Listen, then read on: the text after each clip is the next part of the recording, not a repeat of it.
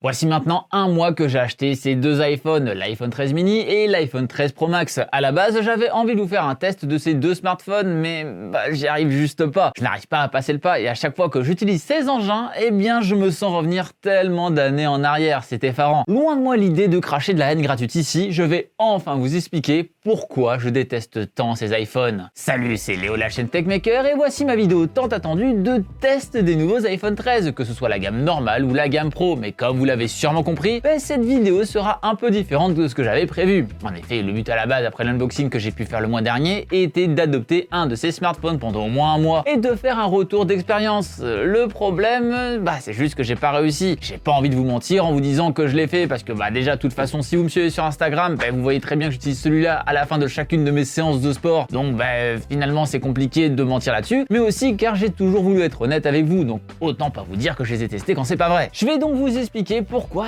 j'ai pas réussi alors que pourtant j'ai vraiment essayé et j'ai même pris deux versions pour m'y accommoder. Tout d'abord la 13 Pro Max, le vrai truc de power user, parce que finalement c'est celui qui est le plus axé professionnel comme son nom l'indique, avec plus de batterie, plus de puissance et évidemment l'écran le plus grand. Mais aussi l'iPhone 13 mini au cas où l'iPhone 13 Pro Max ne me conviendrait pas pour essayer d'avoir une autre utilisation dont je parlerai plus tard. J'ai d'abord commencé donc avec cet iPhone 13 Pro Max et bon sang qu'il est gros Bon, en même temps je peux m'en prendre qu'à moi-même pour le coup, car il a effectivement les mêmes performances que le 13 Pro, avec évidemment un peu plus de batterie et un écran plus grand. Quelles sont donc les nouveautés majeures ici? Tout d'abord, enfin l'ajout du 120 Hz adaptatif, ce qui certes était déjà dispo depuis maintenant quelques années voire décennies chez la concurrence, mais ça y est, c'est là, donc vraiment on va pas se plaindre. Mais du coup, qu'est-ce qui n'allait pas? Je ne comprends pas comment vous arrivez à vous dire qu'ergonomiquement parlant, sur des smartphones pareils, il n'y a pas de problème malgré le fait que le bouton retour ne soit pas accessible plus facilement. Je suis plus souvent là à revenir sur la home, kill lap et y retourner que faire l'effort de prendre ma deuxième main pour appuyer sur retour. Pas dingo quand on est habitué à le faire par simple mouvement sur le côté de l'écran côté Android.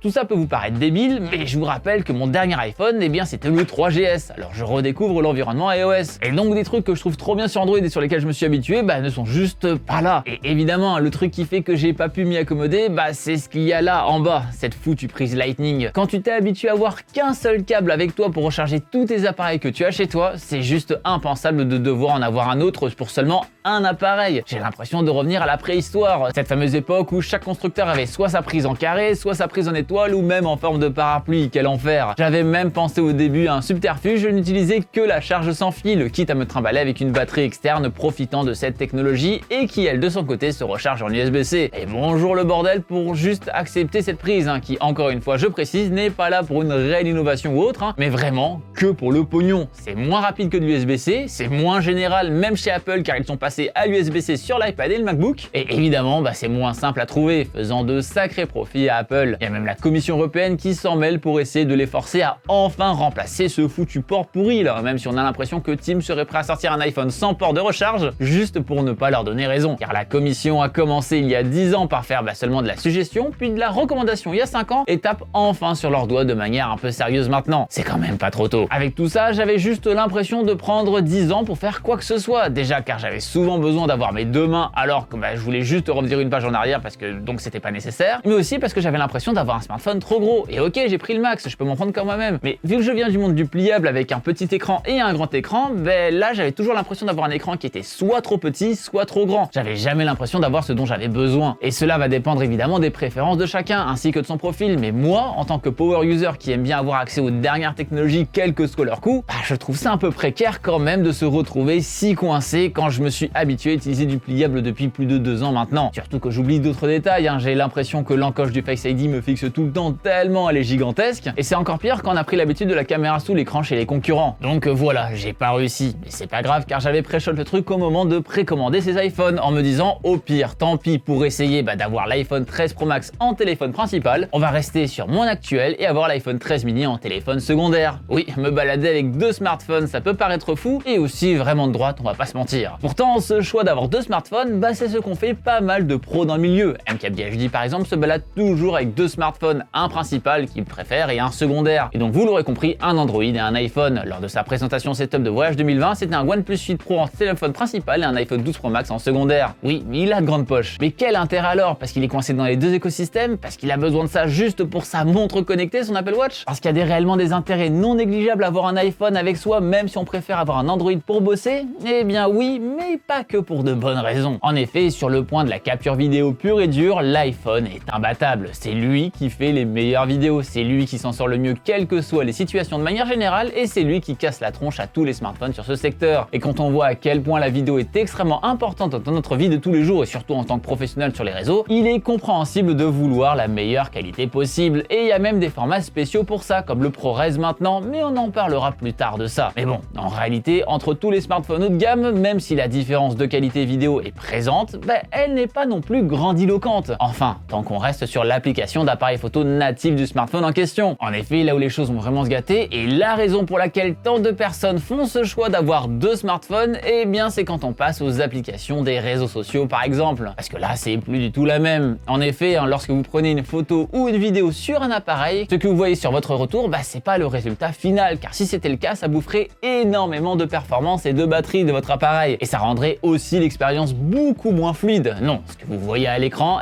ça n'est qu'une prévisualisation, et une fois votre cliché ou vidéo déclenché, votre téléphone va faire une vraie capture de tout ça, appliquer des algorithmes dans tous les sens, et paf, vous faire le vrai résultat stocké en mémoire. Et donc il y a une différence nette de qualité entre ce que vous voyez en preview et le résultat final. Là où c'est le plus visible, c'est sur le nouveau Pixel 6 de chez Google lors de clichés de nuit, qui ont l'air affreux en preview et pas trop mal en réel. Donc tout ça c'est bien joli, mais le problème c'est que sur les applications qui vont utiliser votre caméra, et bien sur Android, elles vont juste prendre une capture de la preview dégueulasse, alors que sur les iPhones, elles vont bien passer par tout le circuit classique dont on vient de parler. Et donc ok, on peut contourner ça en prenant la vidéo ou la photo avec l'application appareil photo de l'appareil et en l'important par la suite sur les réseaux, ce qui fait qu'on aura la qualité native de notre smartphone, mais ça nous limite vachement quand même. Par exemple, on ne pourra pas utiliser les filtres en direct ou encore se synchroniser avec la musique sur TikTok. Bref, ça rend le tout giga fastidieux. Et à qui la faute qu'on soit bloqué par une Télénew Mini en 2021? À Apple ou aux mecs qui font TikTok, Instagram et consorts? Et pour le coup, je vais pas taper dans la pomme, car je pense que ça vient réellement des développeurs d'applications. En effet, c'est beaucoup moins contraignant de faire la compatibilité des capteurs photo de seulement 3 à 4 appareils tous les ans côté iPhone que les centaines qui sortent côté Android chaque année. Et du coup,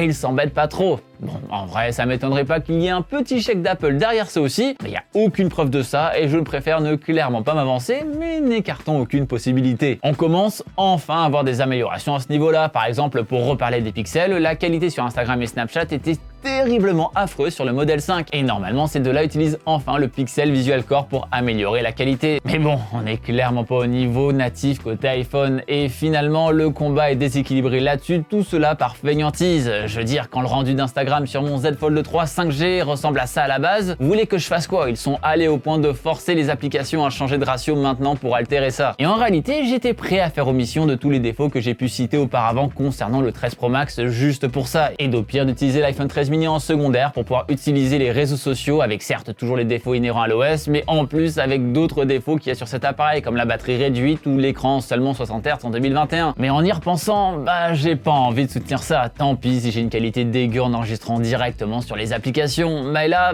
c'est juste rentrer dans leur jeu de prendre un de ces modèles avec moi juste pour ça et de devoir subir tous les défauts cités précédemment. C'était donc la raison pour laquelle j'avais acheté ces smartphones, parce qu'en vrai, je connaissais déjà tous ces défauts, mais j'étais décidé à les accepter car j'ai actuellement pas le choix, mais il faut que ça change. Oui, les capteurs vidéo côté iPhone sont meilleurs. Maintenant, il faudrait que la bataille ne se fasse qu'à ce niveau-là, pas à d'autres qui sont du coup vraiment pas normaux. Donc ouais, avec mon utilisation très professionnelle du smartphone et avec la possibilité de pouvoir prendre n'importe lequel, quel que soit son prix, parce que c'est mon boulot et je peux me le permettre. D'ailleurs, merci à vous pour ça, c'est grâce à vos abonnements à cette chaîne que j'ai la possibilité de claquer 2000 € dans des iPhones juste pour pouvoir chier dessus. N'hésitez pas à vous abonner si ce n'est pas encore fait pour que je puisse de nouveau faire ça dans le futur. Mais finalement, je trouve que le Samsung Galaxy Z Fold 3 5G est bien plus intéressant, et même s'il y avait la question du prix, donc disons 1250 € pour l'iPhone 13 Pro Max avec 128 Go de stockage sur le minimum, je préférerais aller sur le Galaxy Z Fold 2 5G, mais qui me coûterait en plus 200 € de moins. Bien plus intéressant en termes d'innovation grâce au pliable, et personnellement, je me suis bien trop habitué à ça, et actuellement retourner sur un téléphone classique de ce style, ça me donne le même sentiment que l'époque où on est passé de smartphone 16 neuvième à smartphone 18 neuvième en termes de ratio d'écran. Vous vous rappelez de la sortie du Pro premier Razer Phone à ce moment-là, tout le monde trouvait ça précaire car le 18/9 avait été adopté massivement contrairement au premier smartphone de la marque gaming. Bah là, c'est un peu la même idée, hein, et si c'est le pliable qui se démocratise dans le futur, je pense que je serai pas le seul dans cet état-là. Et attention, hein, je suis pas là à faire des éloges à Samsung, et c'est pas parce que je trouve que c'est le plus intéressant actuellement que je vais continuer à en prendre plus tard. La preuve, hein, celui qui me fait de l'œil en ce moment, eh bien c'est le Oppo X 2021 avec son écran enroulable, permettant de ne pas être bloqué comme ici avec soit un écran peut-être trop petit, soit un écran peut-être trop grand, mais de pouvoir vraiment le moduler, d'avoir la taille d'écran que l'on veut par rapport au contenu que l'on consomme. À voir si cet engin sera en vente un jour, mais hâte de voir ça. Mais voilà, je suis pas du tout lié à une marque. Avant le Z Fold 2 de Samsung, je trouvais pas Samsung dingo et je préférais clairement aller sur du OnePlus, comme le OnePlus 7 Pro que j'avais adoré à l'époque. Maintenant, est-ce que cet avis sur l'iPhone, il est définitif? Évidemment que non, c'est exactement la même chose que ce que je viens de dire sur mes smartphones personnels précédents sur Android. Là, je vous donne mon avis à l'instant T sur cet iPhone 13 et aussi sur les générations précédentes, on va pas se mentir parce que c'est plus simple de parler d'un tout. Mais en soi, ces smartphones ont permis de pousser de réelles avancées sur tout ce qui existe, la plus intéressante à mes yeux étant la popularisation des gestes au lieu des boutons de navigation, pour ainsi gagner de l'espace sur l'écran mais aussi de l'ergonomie. Le fait d'avoir enlevé le bouton Home depuis la version 10 a permis aussi à d'autres de suivre ce mouvement. Donc oui, il y a des moves moins ouf, comme enlever le chargeur de la boîte et le fait que pas mal de marques ont suivi ce truc-là. Sujet sur lequel j'avais déjà fait une vidéo d'ailleurs où je vous explique en quoi c'est clairement moins écologique et beaucoup plus polluant qu'avant. Mais parfois, ils ont de bonnes idées pour le monde tech. Et après tout, j'ai été séduit par l'iPad Pro depuis sa version 2018, ce qui fait que c'est devenu ma tablette de tous les jours alors qu'avant, je trouvais ça bof. J'ai aussi été séduit par les MacBook M1, ce qui fait que c'est devenu mon ordinateur portable de tous les jours alors qu'avant, je trouvais ça bof. Mais pour ce qui est de l'iPhone, il y a encore beaucoup trop de retard pour le peu d'avantages que m'apporterait ce genre de smartphone, qui encore une fois ne sont même pas dus au savoir-faire de la marque, mais plutôt à la fainéantise des développeurs d'applications sur Android.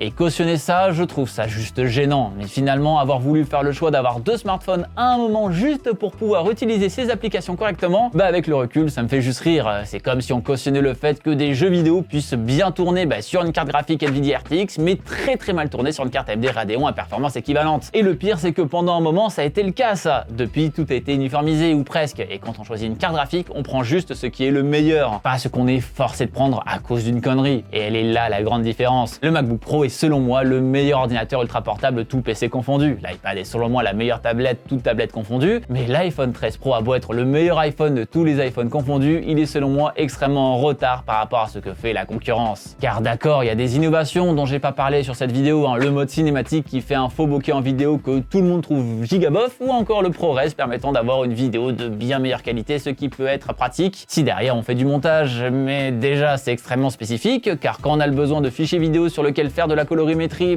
il y a quand même pas mal de chances qu'on ait une vraie caméra pour ça, et surtout c'est pas très pratique. On pourrait donner l'argument ouais mais l'iPhone j'ai toujours avec moi contrairement à ma caméra, ce qui est vrai, mais bon je vous rappelle encore une fois c'est quoi qu'il y a là-dedans, c'est du Lightning, et pas pour des raisons de performance mais pour des raisons de thunes, et que niveau vitesse on est sur de l'USB 2, donc allez transférer vos fichiers qui pèsent 6 Go la minute avec ça. Vous aurez tout aussi vite fait de rentrer chez vous, aller chercher votre caméra que de transférer les fichiers. Et de toute façon, ce n'est pas disponible sur les versions non pro, et surtout pour les réseaux sociaux, pas certain que ce soit très utile pour 99,99% des utilisateurs. Pour les défauts que j'ai pu dire au début, en vrai c'était broutille, la vidéo est vraiment plus axée sur ce problème qui gangrène de plus en plus au fil des années sur la sphère mobile qu'il faut réellement résoudre, et qu'il ne sera pas si peu en parle. Le reste c'est vraiment de la préférence personnelle. Je veux dire, il y a plein de gens qui boivent leur urine et sont possiblement aussi des gens bien, donc vraiment je ne juge pas. Mais peut-être que l'iPhone 14 sera enfin la révolution que j'attends sur ces smartphones. Après tout, il y a que les cons qui ne changent jamais d'avis. Regardez, j'ai été conquis par le MacBook M1 2020 et maintenant je déteste les M1 Pro et M1 Max de 2021. Parce qu'il y a l'encoche ignoble qui ne sert même pas à avoir Face ID, ou encore ce châssis énorme pour ajouter des ports alors qu'ils oublient le port le plus important, l'USB-A. Donc finalement ça sert absolument à rien. Encore une fois, ne soyez hater de rien, ne soyez fanatique de rien, et avec cet état d'esprit, le seul gagnant là-dedans, ce sera vous. Car là, à soutenir Apple sur ses iPhones uniquement car ça rend mieux sur les réseaux sociaux malgré le fait qu'on sait que c'est pas juste grâce à leur capteur, c'est réellement s'enfermer dans un cercle vicieux. Je pense que c'est la raison principale de pourquoi je déteste ça. C'est complètement à l'opposé de la vision que j'ai de la tech. Mais en reparlant de vous d'ailleurs, est-ce que vous avez un iPhone et est-ce que vous êtes réellement content de cet iPhone ou vous avez été forcé? Parce que je sais que pour beaucoup c'est le choix par défaut ou par habitude. Mais en parlant avec certains utilisateurs de vieux iPhones, on sent que c'est pas la joie non plus. Alors n'hésitez pas à partager vos retours d'expérience avec tout ça dans les commentaires juste en dessous. J'espère en tout cas que cette vidéo vous aura plu et vous aura ouvert les yeux sur certaines aberrations du monde mobile. Si c'est le cas, le meilleur moyen de me le faire savoir, eh bien c'est avec le pouce bleu de l'amour juste en dessous de cette vidéo. Surtout que je dis qu'il ne faut pas être fanatique ou hater d'une marque, je pense que malheureusement pas mal de croqueurs de pommes ont déjà mis un pouce rouge sous cette vidéo avant même d'avoir regardé ne serait-ce que 10% de cette dernière, et après avoir mis un commentaire sur le fait que je râle sur le prix, alors que vous l'aurez remarqué, je n'en parle absolument jamais dans la vidéo. Alors